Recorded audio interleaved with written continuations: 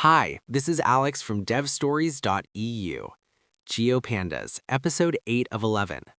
A spatial join tells you if a flood zone hits a property, but it leaves the property boundary completely intact in your dataset. If you need a brand new polygon showing exactly which part of the property is underwater, a join is not enough. You need set operations, specifically creating geometries with overlays. It is common to confuse spatial joins using the S-join method with overlays. Here is the distinction. A spatial join tests for a relationship, appending attributes from one layer to another while keeping the original geometry exactly the same. An overlay physically slices the geometries. Think of it like a cookie cutter. You have two overlapping sheets of rolled out dough, representing two different geodata frames. An overlay presses down through both layers, cutting them against each other. The result is a completely new set of puzzle pieces. Wherever those two layers overlapped, the new piece inherits the data attributes of both original layers. You perform this using the overlay method on a geodata frame, passing in a second geodata frame and specifying the operation type using the how parameter. There are 5 logic types you can pass to the how parameter. The first is intersection. This returns only the exact geographic areas where the two layers overlap. Any part of the geometries that does not overlap is discarded. The second is union. A union returns everything. It merges both layers into a single geodata frame, but it slices the geometries anywhere they cross.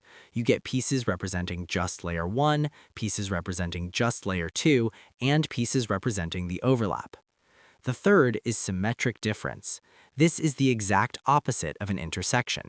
It returns the areas that belong to layer 1 or layer 2, but it specifically cuts out and discards the areas where they overlap. The fourth is difference. This keeps the geometries of your first layer but subtracts the areas covered by the second layer. It's like taking a bite out of your first shape using the second geometry as teeth. The fifth is identity. This one is highly specific. It keeps the outer boundaries of your first layer entirely intact, but it splits the inside wherever the second layer intersects it. The overlapping slices get the attributes of the second layer, while the rest of the first layer stays as it was. To see why this matters, take a city planner evaluating grocery access. They have a layer of neighborhood boundaries and a layer of grocery store points. First, they buffer the grocery points into 1-kilometer polygons. If they ran a standard spatial join between the neighborhoods and the buffers, they would merely flag which neighborhoods contain a buffer. But by calling the overlay method with the how parameters set to intersection, they physically cut the neighborhood shapes using the buffer shapes.